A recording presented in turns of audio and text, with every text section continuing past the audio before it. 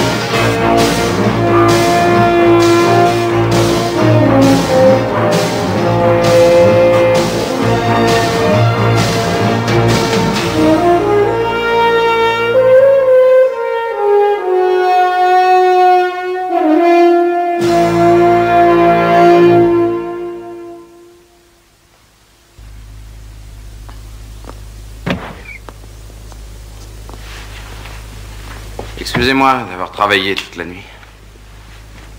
J'étais hanté par la question suivante. David Sternberg, Ellie Sternberg, Rick Pinsolo.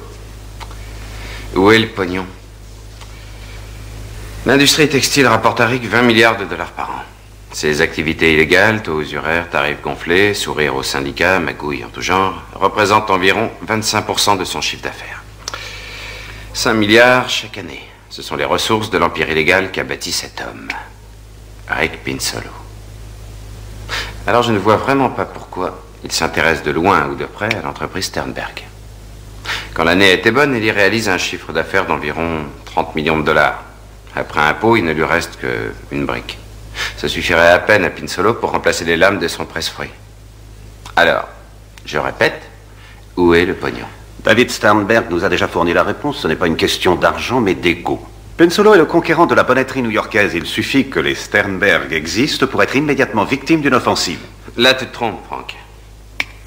David Sternberg est venu nous trouver parce qu'il avait peur que Pinsolo ne dévore l'entreprise familiale. Son père avait emprunté une grosse somme à Pinsolo pour acheter les marchandises que la douane refusait de débloquer. Tu as réglé le problème avec la douane et Sternberg a remboursé Pinsolo. Affaire classée. Il ne lui doit plus rien. Pinsolo ne s'avoue jamais vaincu. Il déteste perdre et je te jure qu'il reviendra à l'attaque parce qu'il veut gagner. Il t'a engagé pour infiltrer l'affaire Sternberg. Il croit que tu es son espion. Pourquoi est-ce qu'il tient tellement à ce que tu suives la chaîne de production depuis l'expédition des textiles, les ateliers de coupe, jusqu'au produit final? Dis-moi où est le pognon. C'est la commande la plus importante qu'ait eue Ellie dans sa carrière et la plus rémunératrice aussi. Et si Pinsolo avait l'intention d'engloutir Sternberg, pourquoi commencerait-il par l'empêcher de s'enrichir? Donne-nous vite la solution, nous sommes tous pendus à tes lèvres. Apportez-nous la robe. Voilà. Avec le tissu que Pinsolo ne voulait pas quitter des yeux, Sternberg a créé un modèle style Renaissance italienne pour Whitewear. Whitewear. La chaîne de grands magasins la plus importante d'Amérique. Le détaillant le mieux coté à la bourse. Élégante, vous ne trouvez pas?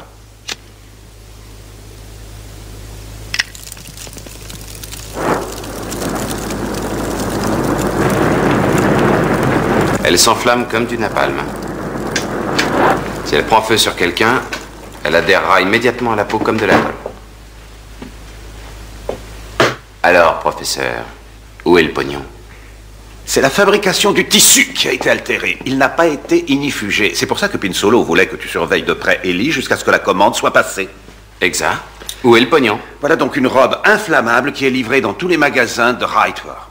En effet, où est le pognon? Pinsolo sait qu'elle est inflammable. Bien sûr. Oui, où est le pognon? Pinsolo avertit Rightwear par lettre anonyme. Rightwear ordonne à Sternberg de les débarrasser du modèle et Ellie se retrouve au bord de la catastrophe. Il demande à Pinsolo de l'aider à refabriquer toutes les robes. Et Ricky s'empare de l'entreprise Sternberg. Non, erreur. Les robes sont renvoyées et Ellie est poursuivie en justice pour acte criminel. Rightwear ne pourra pas passer outre. Ellie ne survivra pas à l'enquête fédérale ni au stress des interrogatoires. Pourquoi Pinsolo, qu'on soupçonne être un des maîtres du milieu, courrait-il le risque de reprendre une firme qui a des ennuis judiciaires et qui de plus est au bord de la faillite? Et alors? Qui sait ce qui lui est passé par la tête? Il a peut-être tablé sur l'engouement de toutes les femmes du pays. Laisse tomber la robe, les Sternberg et les idées saugrenues de Pinsolo. Oublions tout ce que nous savons. Et posons-nous la question suivante.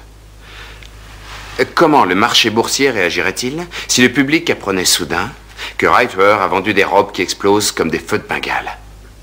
C'est une hypothèse quelque peu hasardeuse, à mon avis. Je ne vois pas pourquoi Pinzolo se serait donné tant de mal pour que la petite affaire minable de Sternberg soit démolie par un géant comme Reitwer. Il est évident qu'il cherche également à déstabiliser Reitwer.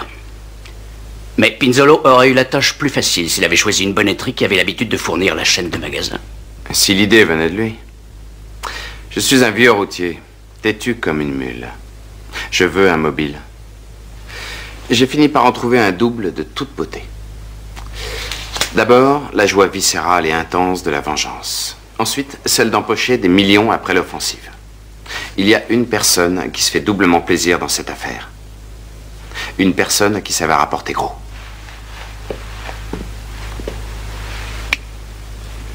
Carol Goldman, actionnaire de la société financière Decker Barton, fille du cousin d'Ellie. Elle déteste Ellie depuis toujours. Elle savourera sa ruine avec un plaisir pervers qu'elle ne cachera pas.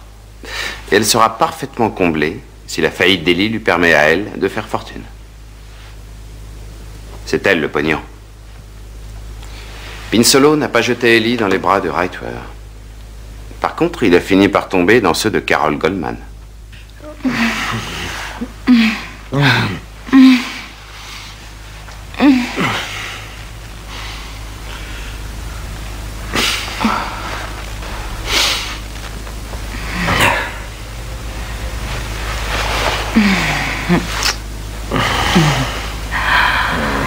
On s'entend bien tous les deux. Mais les avantages de cette affaire dépassent toutes nos prévisions.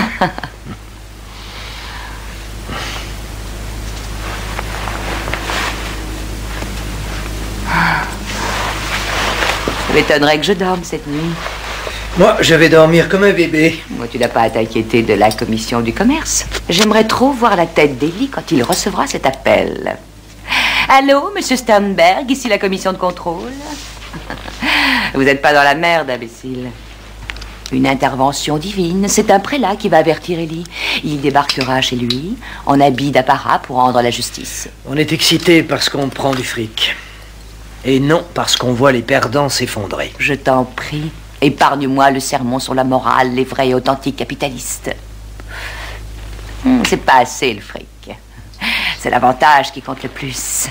L'important, c'est de veiller à ce qu'un maximum de gens dans ta vie soient obligés de lever les yeux vers toi. L'important, c'est de les dominer, de monter au sommet, jusqu'à ce qu'ils soient obligés de basculer la tête en arrière. Et ne viens pas me dire que tu ne connais pas cette ivresse. Pourquoi serais-tu installé dans un bureau qui domine toute la ville? C'est l'inverse, justement. Nous devons baisser les yeux. Nous ne les voyons pas souffrir d'en haut. Alors je vais descendre de mon piédestal pour arriver à leur niveau. Tu ne sais pas du tout comment tu réagiras à la ruine d'Ellie. Tu crois que ce sera un moment de jouissance unique? Tu te trompes. Ce sera le vide complet.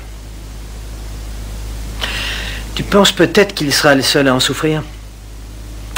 Sa faillite aura des répercussions que tu es incapable de concevoir. Tu veux parler de David? Tu ne connais pas les gens auxquels je pense. Je sais.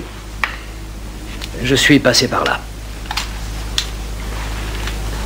Ça ne t'a pas empêché de réussir? Je suis existentialiste. Demain, ce sera une sacrée journée. Une boîte s'effondrera, une action chutera, un loup fera son apparition à Wall Street. Et tout cela à cause d'une pauvre petite robe de rien du tout.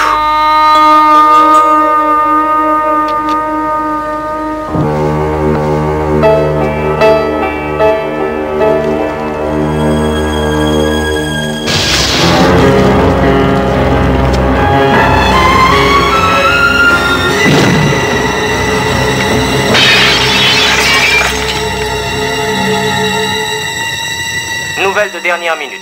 Catastrophe dans l'industrie textile. La commission commerciale a porté plainte contre Rightwear, premier détaillant national, pour la vente d'un modèle de robe hautement inflammable. Rightwear a retiré les articles de ses rayons à la suite d'un terrible accident survenu dans son magasin de New York. Un étalagiste était en train de poser l'une des robes sur un mannequin dans la vitrine tout en fumant une cigarette. Sa cigarette a dû toucher le tissu qui a pris feu, emprisonnant l'étalagiste qui s'est projeté contre la vitrine pour échapper aux flammes. Il s'agit de Terry Hutchinson, originaire de Weehawken, dans le New Jersey. Le bris de la glace et la chute ont laissé Hutchinson dans un état très grave. Sa famille a porté plainte contre Rightwear et le fabricant de la robe, Elrose Fashion. Monsieur Ellis Sternberg, je dois vous remettre une citation à comparaître devant le grand jury. La date et le lieu figurent en bas à gauche.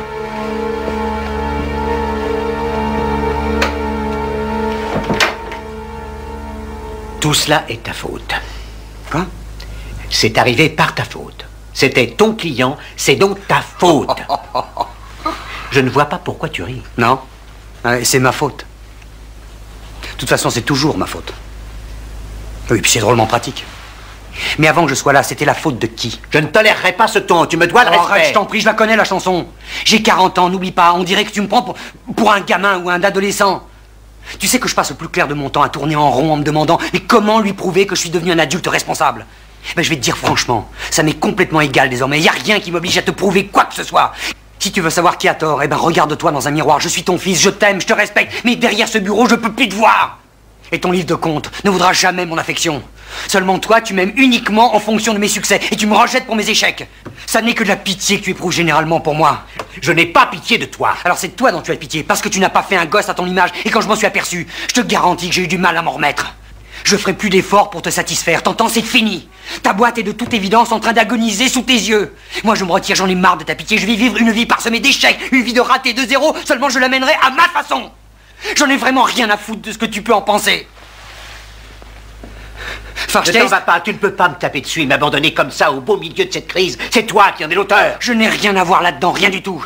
Ah, et puis ne me regarde pas avec ces yeux de chien battu, je t'en prie, arrête. J'en ai par-dessus la tête de tes reproches, de ta sentimentalité et de ton dédain.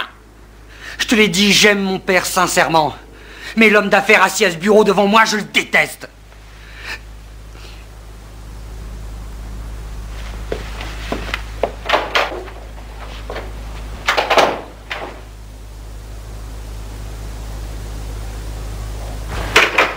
Salut David.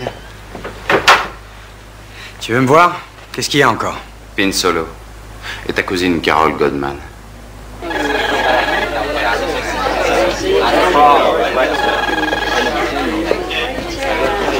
J'ai envoyé la lettre en recommandé. La commission ne devrait pas tarder à la voir. Carole. Et ils ont fermé. Nous ne pouvons pas intervenir sans l'autorisation de la commission. C'est une grosse affaire, la plus importante.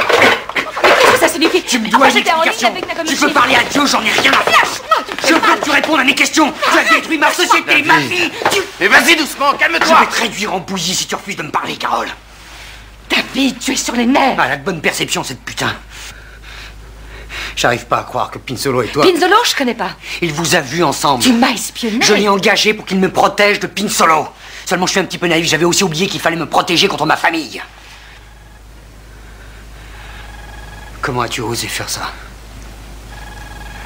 Je t'aimais, Carole. Seulement, je te savais pas aussi vicieuse. Tu m'as trompé et ça me fout en l'air. Et tu ne crains absolument rien, tu es protégé. Oh, je te remercie, je suis protégé. Tu vois comme elle est sympa, elle m'a protégé. Non, mais tu te foutrais pas de ma gueule par hasard? Qu'est-ce que ça veut dire, bon sang? Tu crois que j'allais t'abandonner? Tu crois que je n'ai pas pensé à tout?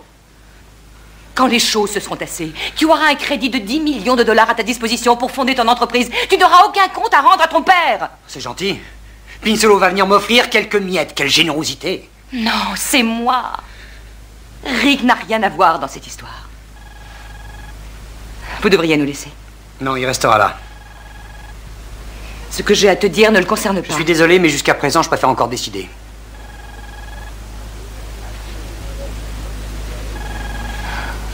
Pinsolo achète pour revendre. Ce qui l'intéresse, c'est le profit immédiat. Moi, j'ai lancé une offensive contre Rightwear. Nagano-chin, que tu ne m'as pas laissé rappeler, il veut Rightwear. Il est prêt à débourser 8 milliards de dollars pour le reprendre. C'est moi qui m'en occupe. Et ma participation excédera 80 millions de dollars. Et tu avais besoin de me ruiner pour ça? Ça m'arrangeait. Ça t'arrangeait? Il fallait déstabiliser Rightware. La façon de procéder était claire et... Et quoi? C'était aussi l'occasion rêvée de renverser ton père. Je lui dois bien ça, même si tu ne veux pas l'admettre. Tu l'as ruiné pour le plaisir de te venger? Il a démuni mon père de tout ce qu'il possédait, son affaire et sa dignité. Quand ils ont débuté, la boîte appartenait à mon père. Mais c'était un artisan, il ne savait pas vendre.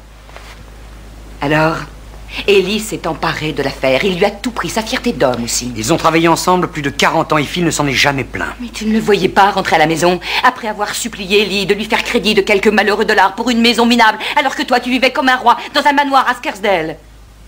Il était à l'agonie chaque fois qu'il devait demander à Ellie de payer ma pension. Toi non plus, t'étais pas à la maison. Tu n'as jamais vu mon père tenir la main du tien pour le réconforter en lui répétant comme un gamin: qu'est-ce que je peux faire pour toi, Phil? Tu n'as qu'à me le dire et tout est à toi, Phil. Si ton père était en colère, c'était après lui-même. Et s'il avait des ennuis pour affirmer sa virilité, il faudrait peut-être t'adresser à ta chère maman.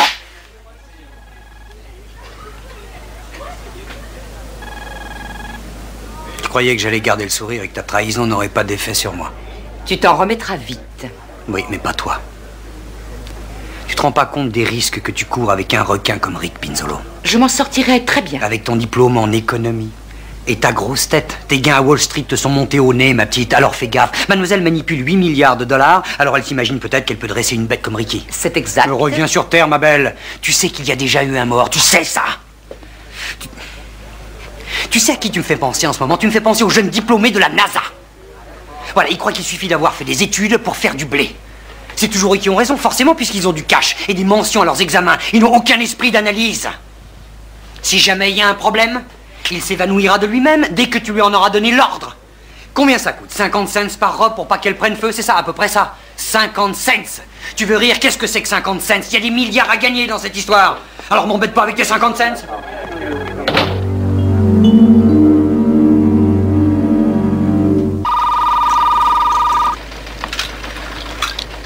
Allô, oui, ici Mike Terranova. Ouais, c'est John Henry. Carol Goldman doit faire l'objet d'une surveillance continue immédiatement. Elle est dans le coup, et quand elle se sera rendue compte qu'elle est en danger, elle sera déjà en train de fredonner le chant du cygne de Pinsolo. C'est comme si c'était fait.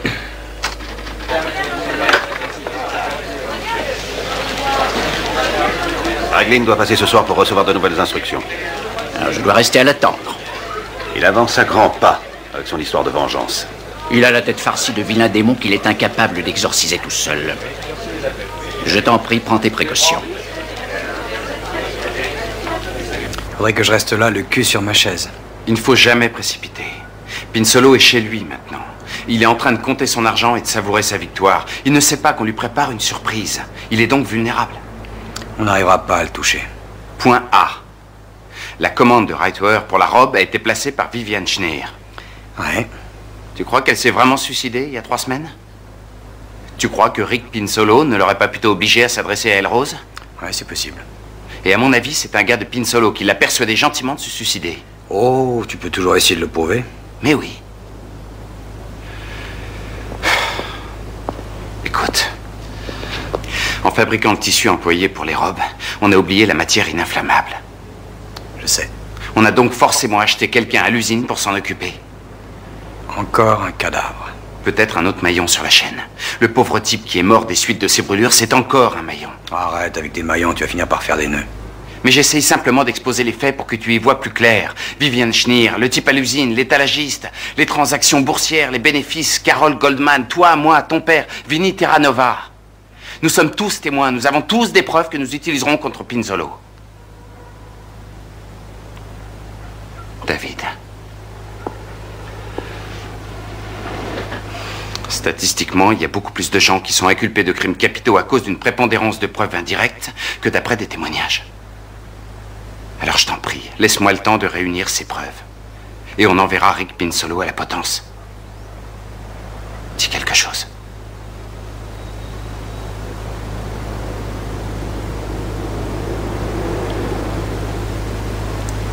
Ouais, c'est d'accord.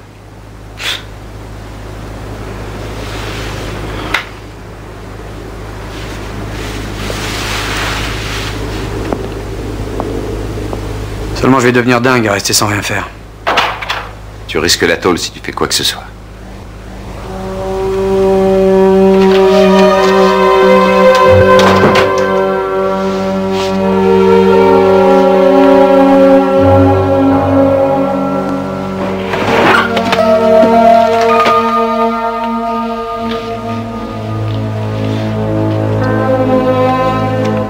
pourrions dès maintenant émettre un mandat. Cependant, je ne pense pas qu'il Bon, soit je vous écoute.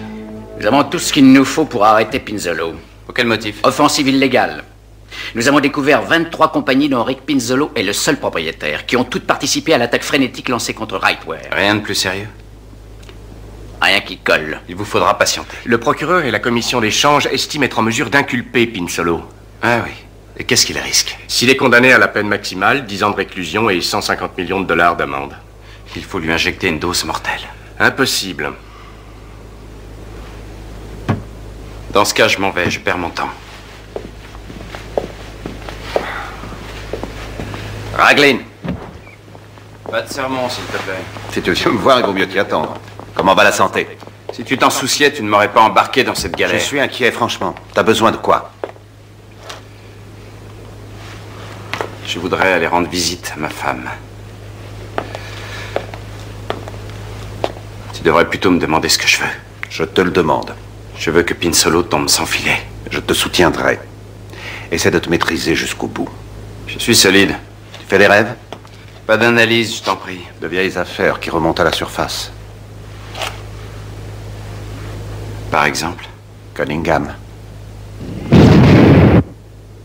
Je le vois dès que j'ai les yeux fermés. Alors il vaut mieux te retirer du jeu.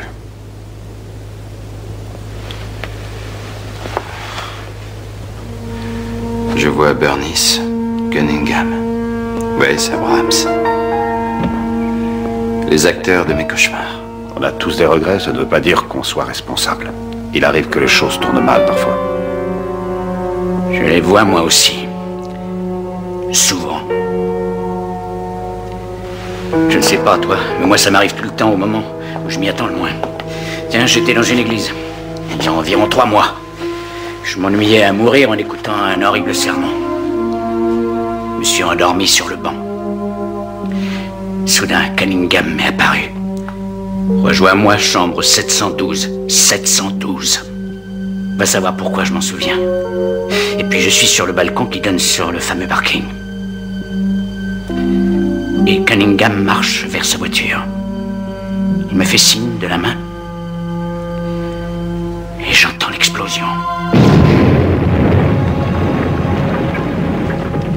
La peur m'a réveillé tout d'un coup et je me suis mis à hurler dans l'église. Non, de toutes mes forces.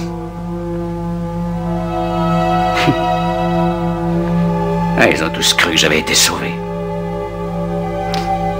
Le prêtre était tellement content que je n'ai pas pu lui dire que j'avais malheureusement été donné. Cunningham connaissait les risques qu'il courait. C'était un jeune journaliste naïf. Nous lui avons forcé la main pour qu'il participe à l'enquête. Bernice et lui sont partis en fumée. Bess et Abrams vivent heureux à Gastad. Ils jouissent des millions qu'ils ont gagnés avec leur trafic de gaz naturel. Nous les aurions eus si nous n'avions pas agi aussi précipitamment. On était jeunes alors. Cunningham et Bernice l'étaient aussi. Ouais, maintenant on a vieilli, on est devenus plus sages. Et nous savons à quel point nous sommes mortels.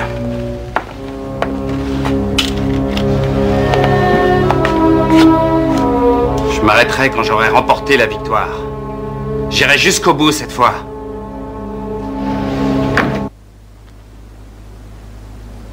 C'est toute notre vie, cet atelier. Ça fait 40 ans qu'on exécute des commandes.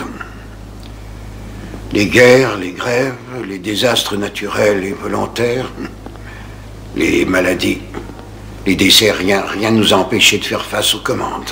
Jusqu'à maintenant. Mais... Tu as parlé aux avocats? Je vais moisir devant les tribunaux jusqu'à la fin de ce siècle. Enfin, si je vis assez longtemps. De toute évidence, je vais perdre ma maison, la plupart de mes futurs clients, si tant est que j'en ai encore. Ah, la bonne nouvelle, c'est que l'avocat croit pouvoir m'éviter la prison pour la mort de l'étalagiste. Mais tu n'y es absolument pour rien. Je suis responsable de tout ce qui est arrivé. C'est la fin. Je vais devoir fermer El Rose. Ce qui est fou, c'est que j'ignore totalement qui a fait ça. Ou pourquoi. Et si je peux être utile? Non. Bon.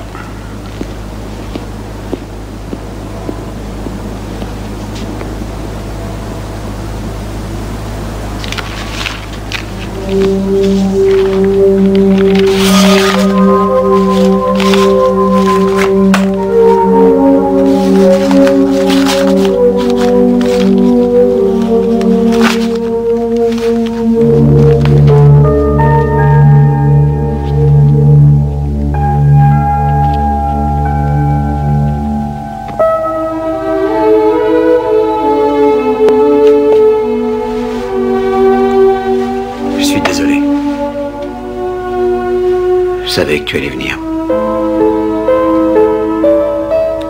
Et si on essayait de faire la paix et qu'on redevienne copains maintenant? Tu veux dire père et fils? Tout un programme.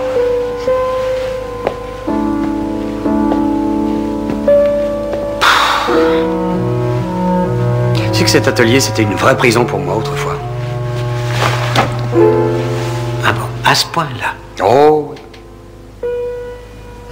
Je ne m'en suis jamais aperçu. je sais. Tu pourrais repartir à zéro.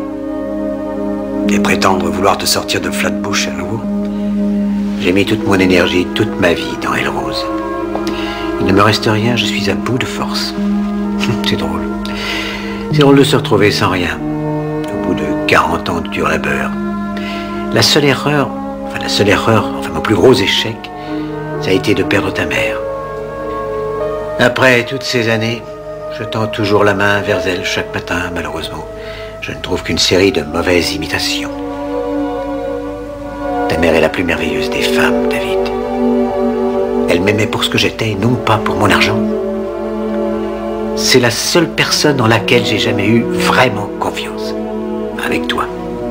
Pourquoi tu vas pas la voir? La Floride, c'est pas le bout du monde. Tu parles exactement comme elle. Non, il est trop tard pour Rose et moi. Mais finalement, je devrais peut-être rester là et t'aider à redémarrer ta propre affaire. Je te donnerai un petit coup de main ici et là, jusqu'à ce que ça roule normalement. Je te remercie, c'est gentil. J'essaierai de contacter Feinstein et Pallegra. Ils pourront te prêter de l'argent et tout sera à ton nom. C'est simple, hein? On en reparlera demain, si tu veux. Je vais les appeler maintenant. Hein?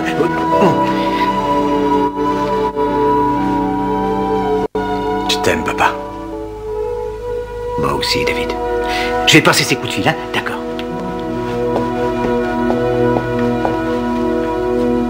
Où il s'en va comme ça? J'avais préparé du café. Il est parti téléphoner. Ah. Il est déjà prêt à tout recommencer.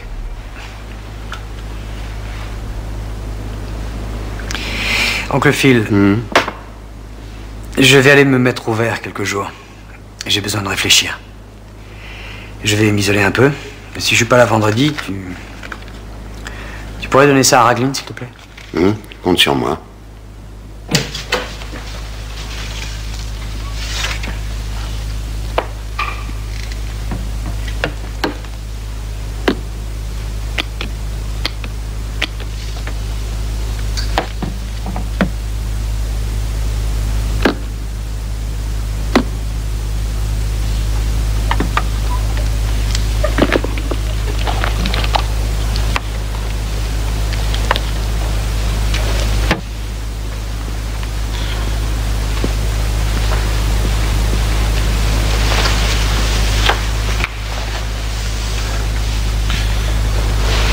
Bonsoir, chérie. Ciao. Oh, je suis si contente que tu sois rentrée. Oh. Ta mission est finie? Presque. Presque. Je suis allé voir Paul. J'ai l'impression qu'il a grandi. Oui, tu lui manques. À moi aussi. C'est la dernière fois. Je te le promets. Je me demande comment ta femme a tenu 10 ans. 10 ans sans jamais savoir où tu étais, ce que tu faisais, avec qui tu étais, si tu étais blessé ou mort. Je sais que je t'avais promis de ne pas recommencer. Je suis désolé. Je me fais tellement de soucis pour toi. On a besoin de toi avec Paul. Je viens de discuter avec 2 types qui ont été mes amis autrefois. Vous ne vous entendez plus? Je n'en sais rien. Maintenant, ce sont 2 personnes avec lesquelles j'ai partagé une expérience. N'oublie jamais qu'il y a 2 personnes ici sur lesquelles tu peux compter. Quoi qu'il arrive, nous serons toujours là pour toi. Je le sais, ça m'aide beaucoup.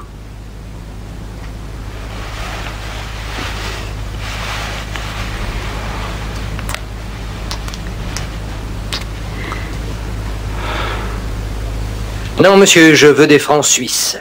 Non, des francs suisses. Je ne veux pas de yens. Parce que la bulle est prête à éclater, c'est simple. Tu vas bien, Rick?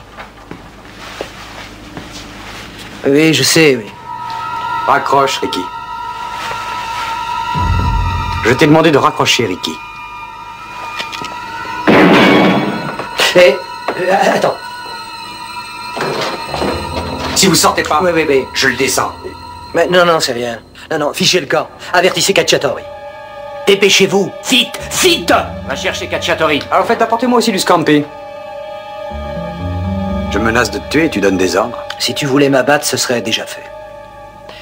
Mike Cacciatori est mon négociateur. Ce n'est pas une négociation. C'est une transaction. Tu vas me rendre ce que tu as piqué à mon père. L'amour filial n'est pas un bien tangible. Je crois que tu perds la mémoire. Je vais te la rafraîchir un peu, si tu permets. J'ai toujours eu peur de ce dont tu étais capable, mais je n'ai jamais eu peur de toi. Bien. Alors c'est très simple. Qu'est-ce qu'il veut? Dis-lui de se barrer et vite. C'est Mike Cacciatori. Il est le seul avec moi à avoir accès au coffre-fort. Je suis pas venu te voler, mais je suis venu me venger. Ce que tu as dans ton coffre ne suffira malheureusement pas à me satisfaire. Qu'est-ce que tu en sais? La ferme, toi. Dis donc, t'aurais pas 10 millions dans ton coffre? Combien on a environ? 1,5 en liquide, 3 en bon au porteur. C'est pas mal, non? J'en veux 10. Mais qui c'est celui-là? Laisse tomber, tire-toi et appelle Ragline. Mais qui c'est Ragline? Je veux pas de Ragline. Hé, Mike, dehors! Voilà ce qui se passe quand on refuse de déléguer ses pouvoirs. J'apprends que le torchon brûle quand on veut te flinguer. On pourrait débattre de vos conflits de gestion demain, mais pour l'instant, si tu fiches pas le camp, il perd son bras. Allons-y. Qui c'est Ragline? J'ai son numéro.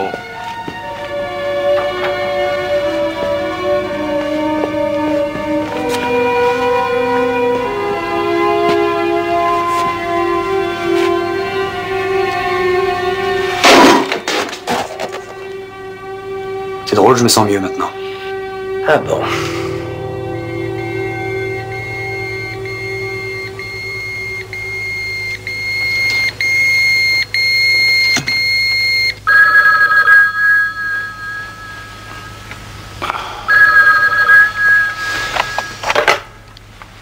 Ouais.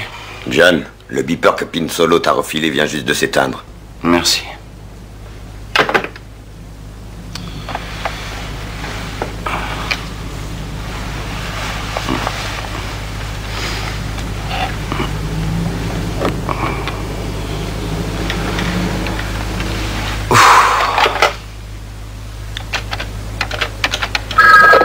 Ragline? Ouais, qui c'est? Je sais pas qui tu es toi non plus, mais il y a un type dénommé David Sternberg qui a pris Pinzolo en otage, ça rigole pas. Où? Chez Rick, tu ferais bien de te ramener. C'est 3h du mat et je t'appelle de Pittsburgh. Je n'ai rien à foutre, c'est Rick qui te réclame, alors dépêche-toi. Il va bientôt faire jour. Qu'est-ce qu'on fait? On va aller faire un tour à la banque et tu verseras 10 millions de dollars sur mon compte de société. Bon, tu peux y aller. N'a pas question.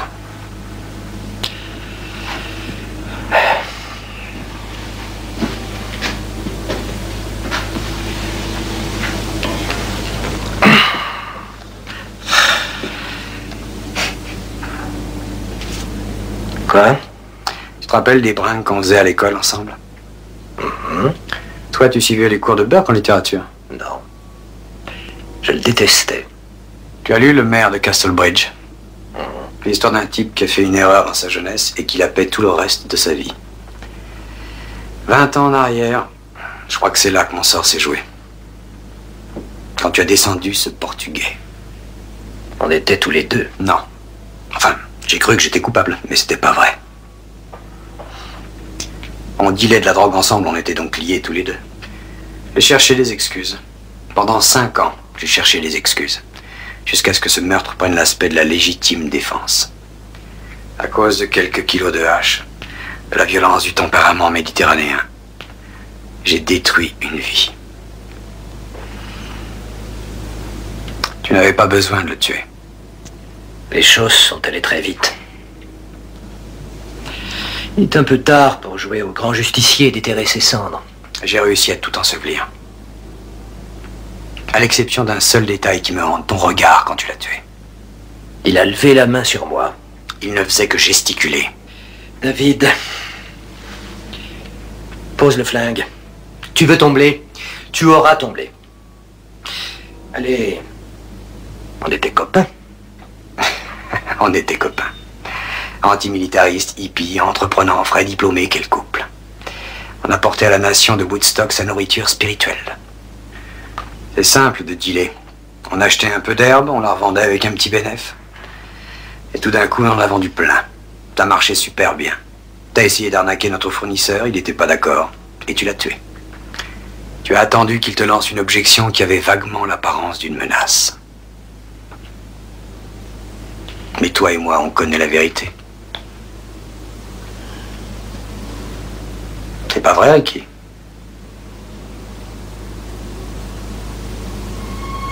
Si. Pourquoi? Je me faisais la main à l'époque. Pourquoi tu m'as fait tremper dans cette histoire? Parce que tu étais mon meilleur ami. Et parce que je croyais qu'on partageait tout. Si tu ne m'avais pas laissé tomber, l'empire que j'ai bâti serait à nous. Pas à moi. Alors tu as ruiné la boîte de mon père dans l'intention de me punir? Non. Non. C'était le but de Carole. Pas le mien. C'était seulement une bonne affaire. Non, Dieu bénisse. Tu as l'intention de me tuer? Non. Et tu ne m'auras pas non plus. J'ai déjà pris mes dispositions. Avec Raglan? Non, cherche pas. Tu sais que j'ai bâti toute ma vie autour de l'incident avec le dealer. Je me suis écarté de mon chemin pour t'éviter. Je me suis égaré dans des tas de voies de garage. Parce que je savais. Je savais qu'en bossant dans le textile, j'aurais des comptes à te rendre. Et toi, mon cher, tu n'as aucune humanité, aucune compassion, aucun sens de la famille. Nous vivons à travers nos enfants, Ricky. Ton père a fondé son existence autour de toi. Si tu avais tenu ton bébé dans tes bras, à cet instant magique, tu aurais alors senti toute la promesse, toute l'innocence. T'aurais été un autre homme. J'ai pas envie de changer.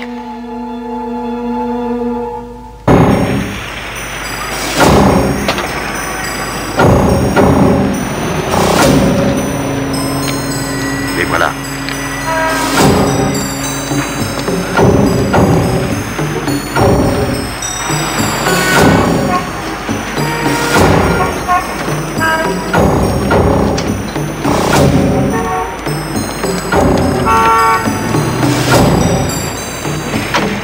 C'est le moment, allons-y.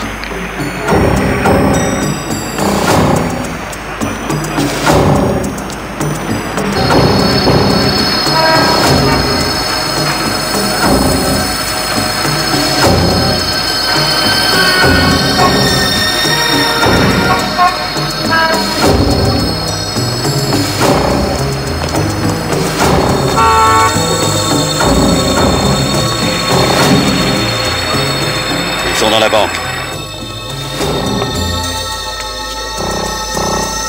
Et maintenant?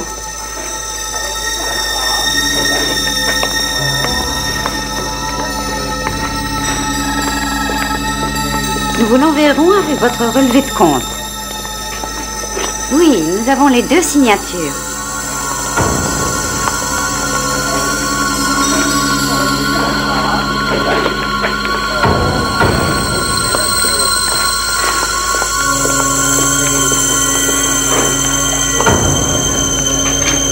Monsieur Newman.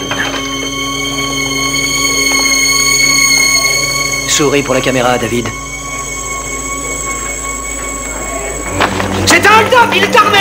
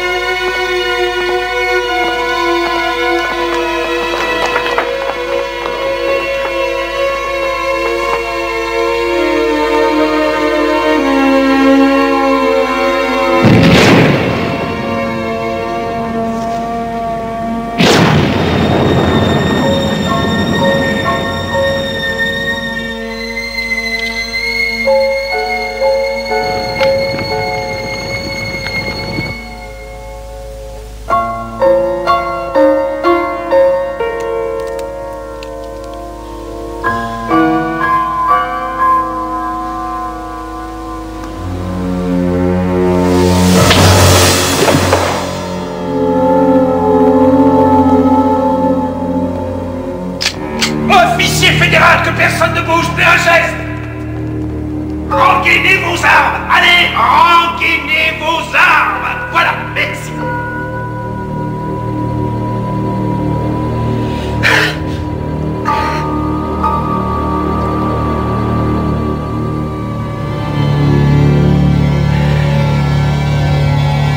Non, arrête.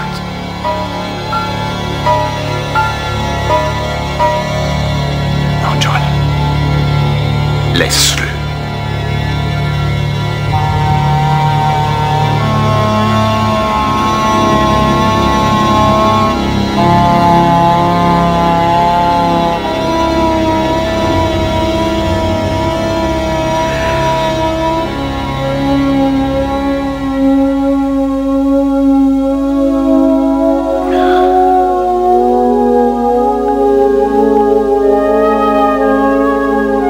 Embarquez-les, ils sont en état d'arrestation.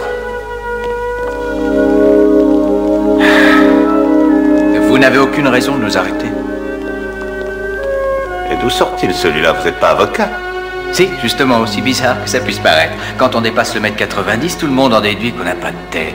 Personnellement, je vous trouve un peu court sur pattes pour un flic, mais enfin, les modes changent. Si vous arrêtez mon client, vous allez y perdre votre insigne et radoter avant l'âge. Voudriez-vous avoir l'obligeance de me lâcher?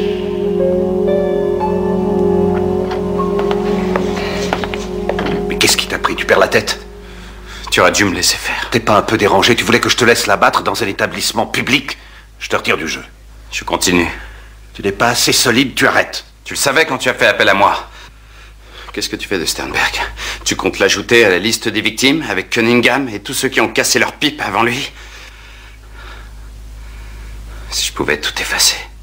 J'ai la tête pleine d'images atroces de tous ces morts. Je finis par avoir envie de perdre la mémoire.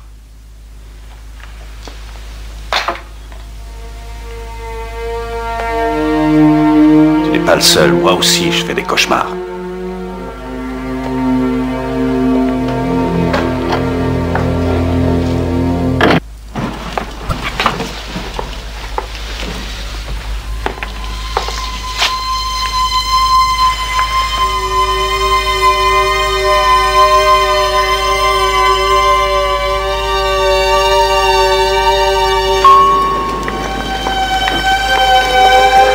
Jusqu'à ce qu'on vous enlève vos points de suture, vous ne devrez absorber que des liquides pendant 3 semaines. Non!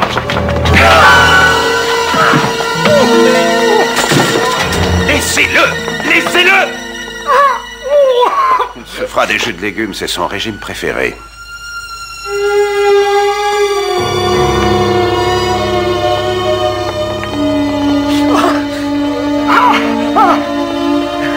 Allez chercher Raglan.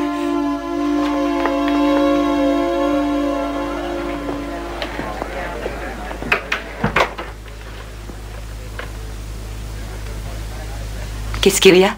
Votre cousin, David. Il est mort. Il a pris Pinsolo en otage. Il l'a emmené à la banque en le braquant avec un flingue. Il voulait récupérer son blé.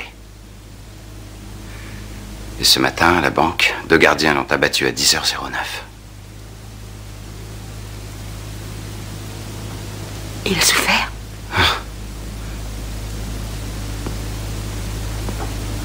Vous savez les dégâts que fait une balle en pénétrant en pleine figure?